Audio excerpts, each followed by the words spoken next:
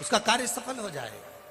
हमारे बुजुर्ग कहते थे भरा हुआ कलश देखा जाता है तो जल चढ़ाकर जब आप आ रहे, इसलिए हम कथा में भी कहते हैं कोई शंकर जी के मंदिर जाने वाला, शिव जी पे जल चढ़ाने वाला, शंकर को एक बेलपत्र चढ़ाने वाला, शिव तत्व को जानने वाला, शंकर की कथा सुनने वाला, कहीं से निकल कर जा रहा हो, उसका केवल मुख का दर्शन कर कर आप चले जाओ किसी काम के लिए, आपका कार्य वो सफल होकर ही मानेगा।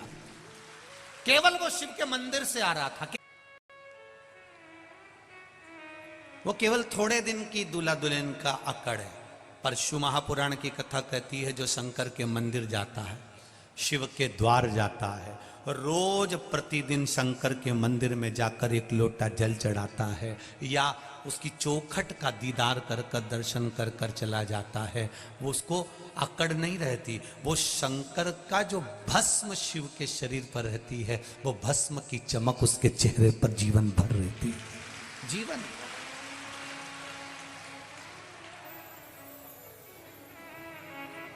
मैंने तेरे ही भरोसे ओ बाबा तेरे ही भरोसे हवा बिच उड़ती जावांगी बाबा डोर हथो छड़ी नामे कट्टी जावांगी भोले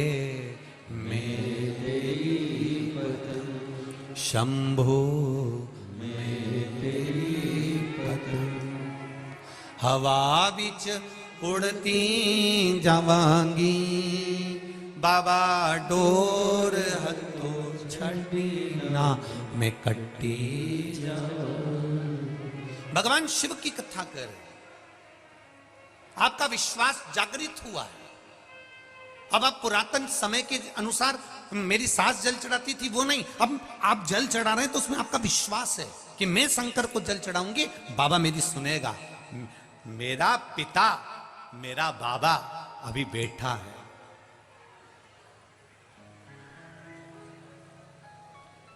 बोल बम का नारा है। जरा इतना धीरे नहीं, जरा दमदारी से बोल बम का नारा है।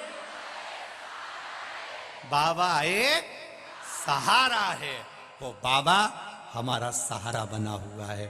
कोई भी हाथ छोड़ दे, कोई भी हमारा साथ छोड़ दे, पर एक मेरा देवाधिदेव महादेव तुम्हारे पल पल घड़ी घड़ी क्षण क्षण में तुम्हारे साथ हर पल रहे। और फिर कह रहा हूं इस व्यासपीठ से, दिल से कहकर जा रहा हूं, आपने दिल से सुना है। दिल का तू किनारा मेरी नैया का तू किनारा। आपका विश्वास जागृत करिए, आपका भरोसा जागृत करिए, आपकी दृढ़ता जागृत करिए। जब जागृत हो जाएगी तब सुख अपने आप आ जाएगा। मंदिर जाते हो आप लोग, सब जाते हो, विश्वास रखकर जाना, भरोसा रखकर जाना। जब घर से जल लेकर जाओ ना, जब घर से जल लेकर जाओ, तब मटके में से जब पानी भरो, लोटे में से पानी भरो, नल में से जब पानी भरो, तुम जब घर से जल लेकर जाओ, लोटे में से पानी भरो, नल में से जब पानी भरो, तुम जब घर से जल लेकर जाओ, तो तुम्हारे भीतर एक विश्वास होना चाहिए, मैं अपने घर का दुख दर्द तकलीफ, मेरे मन की बात मैं बाबा से कहने जा रही हूं। अगर तू नहीं सुनेगा तो सुनेगा कौन? कौन सुने?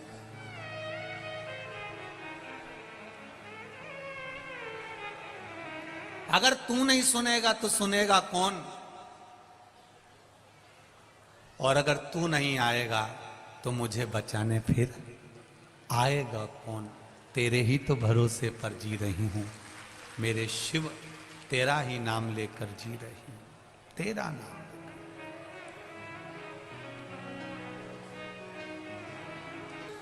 का बल बढ़ जाता। शिव महापुराण की कथा कह रही है, भगवान शंकर का चरित्र कहता है। आज बहुला गाय अपने बेटे मनोरथ को दूध पिला रही है। मनोरथ को दूध दे।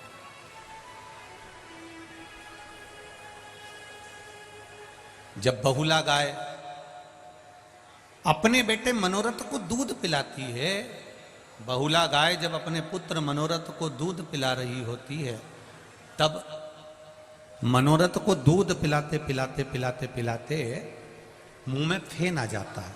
बछड़ा जब दूध पीता है ना, आप दर्शन करिएगा, जब जिनके यहाँ गाय होगी, बछड़ा जब दूध पीता है तो उसके मुंह में थोड़ा साइड में फेन हो जाता है। जब मनोरथ के मुख में फेन आया, वो फेन उड़ा, उड़कर शिवजी जहां पर तप कर रहे थे, साधना में लीन थे, वहां पर वो फेन चला गया।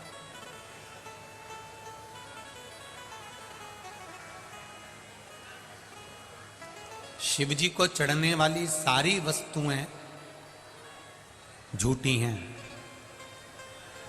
मेरे भोलेनाथ जी कहते हैं, तुमने दूध चढ़ाया, वो भी गाय के बछड़े का झूठा है। फूल चढ़ाया, वो भौरे का झूठा है। मीठे का भोग लगाया, वो चीटी चीटा मक्खी का झूठा है।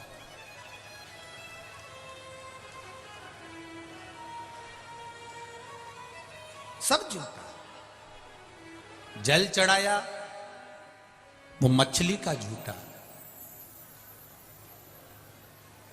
जितनी भी वस्तु हम भगवान शंकर को दे रहे हैं, वो सब झूठी है।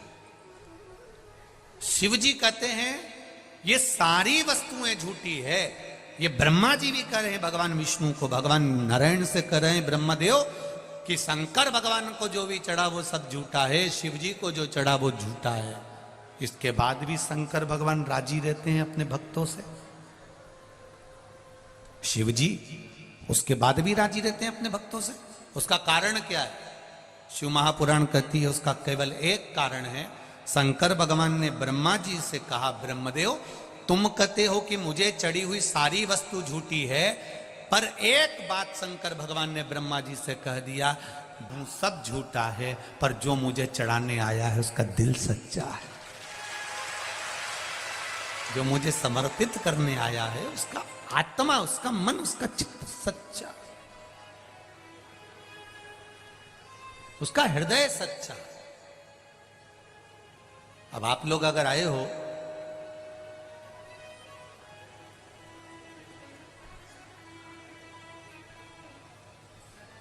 अगर आप लोग यहां पहुंचे हो, दिल रख कर पहुंचे हो, यहां कुछ भगवान ये नहीं देख रहा है कि तुम क्या लेकर आए हो, भगवान ये देख रहा है कि तुम निर्मल मन सो मोही आवा, मोही छल छिद्र कपट ना। मुझे निर्मल मन चाहिए,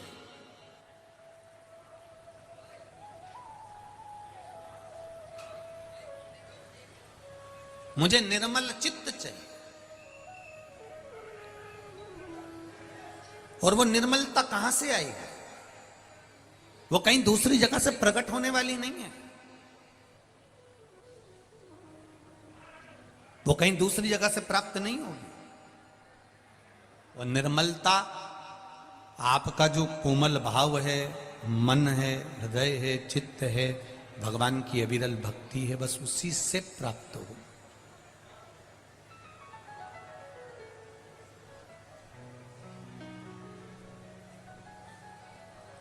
वो निश्चित है। आप लोगों से एक बात कही थी, आप लोगों के स्मरण में होगी, जितने लोग आस्था चैनल पर सुन रहे हैं, जितने फेसबुक यूट्यूब पर सुन रहे हैं, जितने लोग इस लाखों की संख्या में, लाखों की संख्या में आप यहां बैठकर कथा सुन रहे हैं, आपके स्मरण में एक बात होगी। हमने कहा था शिवजी को जल चढ़ा कर आओ तो थोड़ी देर एक बार पीछे पलटकर देख लिया करो देवादिदेव महादेव को। अगर आप दिल्ली पर नहीं भी बैठे हैं, साइड में नहीं भी बैठे हैं, तो एक बार बाबा को मुस्कुरा कर उसको हृदय से बस निहार कर कह दो उसकी चौखट से कि तेरे दरवाजे पर आती हूं, मुझे भूल मत जाना, तेरी चौखट पर।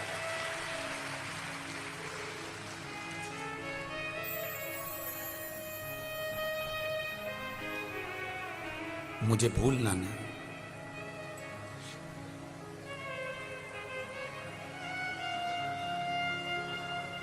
ये पशुपति व्रत अपन लोग करते हैं ना, तो वो पशुपति व्रत में जो 5 दिए शंकर जी के मंदिर में जब अपन रखते हैं 6 दिए, उसमें से रखेंगे 6 दिए। आप जमीन पे आपको रखना पड़ेंगे 6 दिए, जलाना पड़ेंगे 5, भोग लगेगा 3 हिस्से में, 2 हिस्से मंदिर में छूटेंगे, 5 दिए मंदिर में छूटेंगे, 1 हिस्सा थाली में रखाएगा। जो दिया तुमने लगाया नहीं है, जलाया नहीं है, वो भी थाली में रखाएगा। पूजन करने के बाद जब अपने घर में आते हैं, घर के अंदर प्रवेश करते समय सीधे हाथ पर, अंदर नहीं, घर के बाहर सीधे हाथ पर उस दिए को जलाया जाता है। कौन से नंबर का दिया? जम के बोलो जरा। 6ठे नंबर का दिया। क्यों जलाते हैं उसको? उसका कारण क्या है?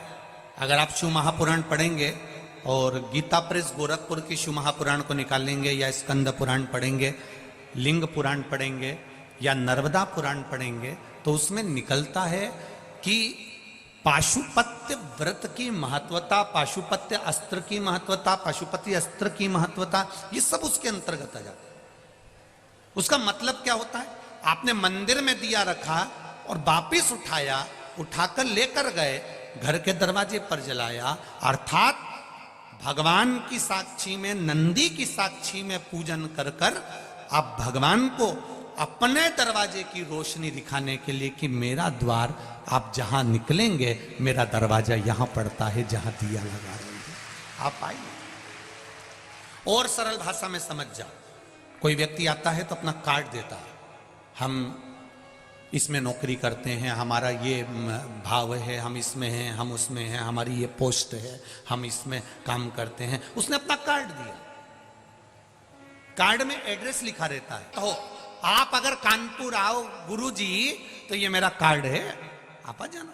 आप अगर अयोध्या आओ महाराज जी तो आप आ जाना। आप सीओर आओ तो आ जाना, ये मेरा कार्ड है, ये मेरा एड्रेस है। उसी तरह ये 6ठे नंबर का और 5 जो दिए तुमने जलाए हैं पशुपति व्रत में, ये दिए नहीं है, ये तुम्हारे घर का एड्रेस है जो बाबा को बताकर जा रही हो कि मेरे दरवाजे पर पहुंचना है। आप आओ मेरे द्वार पर बाबा। आपकी दम लगा दी इन्होंने, 7 लाख 7.5 लाख के करीब में लोग पहुंचे गए कथा। जरा विचार करिए, कड़कती धूप, दोपहर का समय,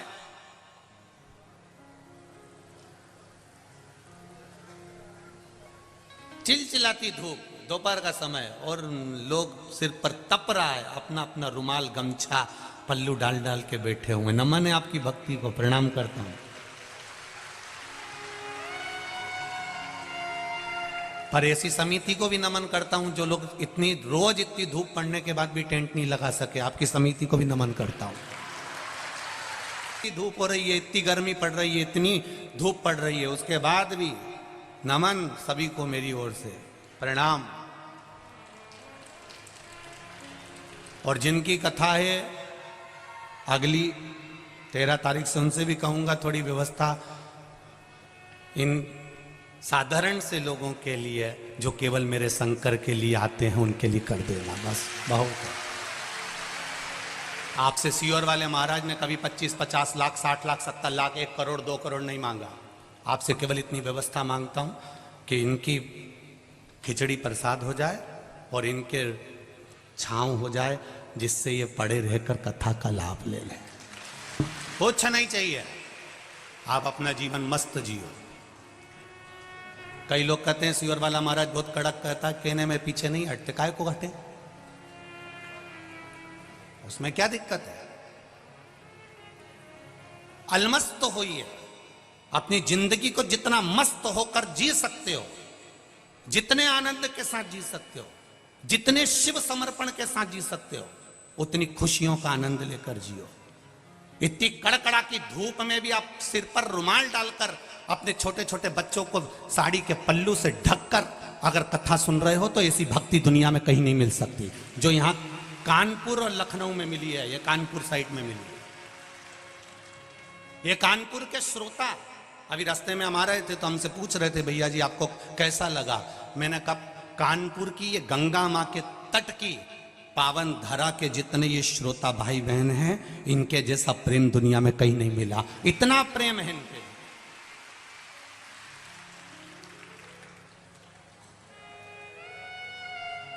इसीलिए शायद उन्होंने गाया होगा छोरा गंगा किनारे वाला। ये आत्मीय प्रेम है तुम्हारा।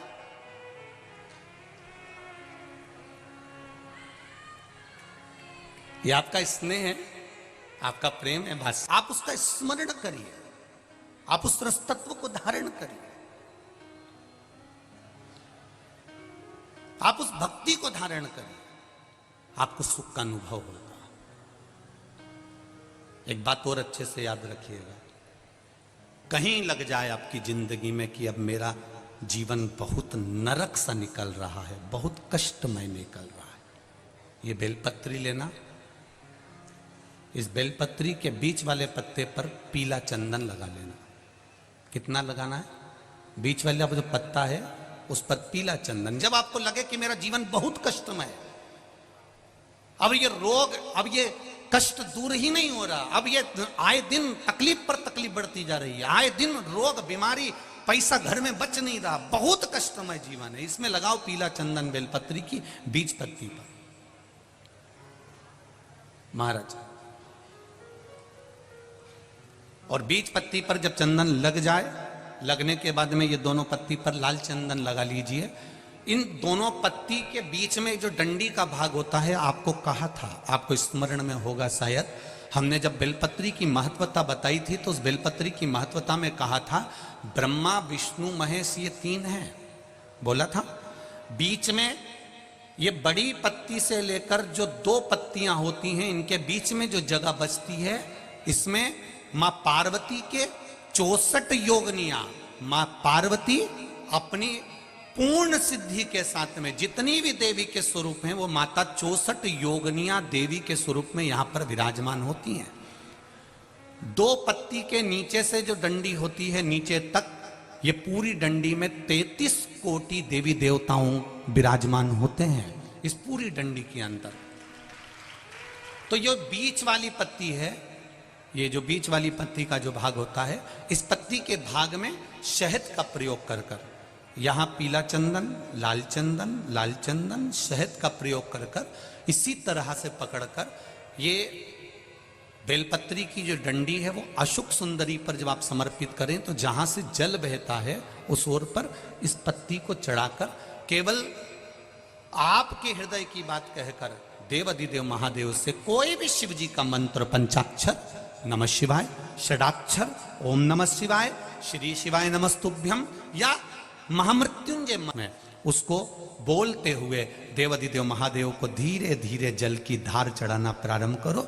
जल की धार जब पूर्ण होने लगे, उसमें थोड़ा जल बचे, तब अशुक सुंदरी पर जो तुमने बेलपत्र चढ़ाई है वहां उस जलधार को चढ़ा।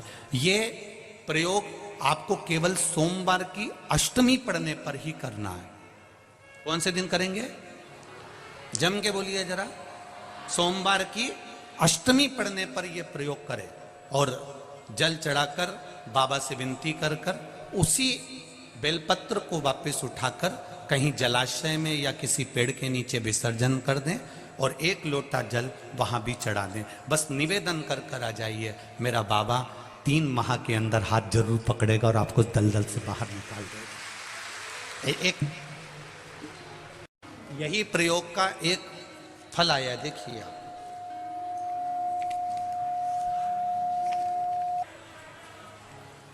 जल वही है, गुलाब वही है, पत्ती वही है, बेलपत्र वही है, मंदिर वही है, केवल इसको चढ़ाने के लिए तुम अब सोचते हैं लोग, हम तो कब से जल चढ़ा रहे हैं, हम तो कब से बेलपत्र चढ़ा रहे हैं, हम तो कब से फूल चढ़ा रहे हैं, हम तो कब से चावल चढ़ा रहे हैं। तुम चढ़ा रहे हो, पर अभी तक जो चढ़ा रहे थे, जैसे सांस चढ़ा के आती थी ना, वैसे नियम से चढ़ा रहे थे। हमारी तो सास भी आंवले की पूजन करती थी तो हम भी कर रहे हैं। जैसे घर में तुम्हारे भगवान, भगवान की पूजन सास भी करती थी तो हम भी कर रहे हैं। वो भी 2 अगरबत्ती लगाते थे, हम भी लगा रहे हैं। दुकान जाते हो, सफाई करते हो, 2 अगरबत्ती लगा देते हो। जैसे पहले से चला आ रहा है वही की वही तुम अभी तक कर रहे हो। क्यों? क्योंकि हमारी सास करती थी, हमारे ससुर करते थे, हमारे पिताजी करते थे, हमारी माँ करती थी। जो पहले से करती आई उसका स्मरण तुमको रखा। तुम विश्वास रखकर नहीं कर रहे हो, तुम ये कर रहे हो कि हमारे यहां से तो पहले से चले आ रहे हैं, हम तो पहले से करते आ रहे हैं, हम तो पहले से मंदिर जा रहे हैं। ये तुम एक नियम बनाकर कर रहे थे कि हमारे पूर्वज करते आए हैं तो हमको करना है। पर अब तुम जो जल चढ़ा रहे हो, अब तुम जो बेलपत्री चढ़ा रहे हो, अब तुम जो चावल चढ़ा रहे हो, अब तुम जो धतूरा चढ़ा रहे हो, अब तुम जो पुष्प चढ़ा रहे हो, उसको चढ़ाने में तुम्हारा पूर्व का समय भूल गए। अब तुम्हारा विश्वास अंदर से जाग गया कि मैं जब चढ़ाऊंगी तो मेरा महादेव मेरे लिए तत्पर खड़ा। अब गया समय, अब तुम्हारा विश्वास जागृत हो गया। अब विश्वास की जागृति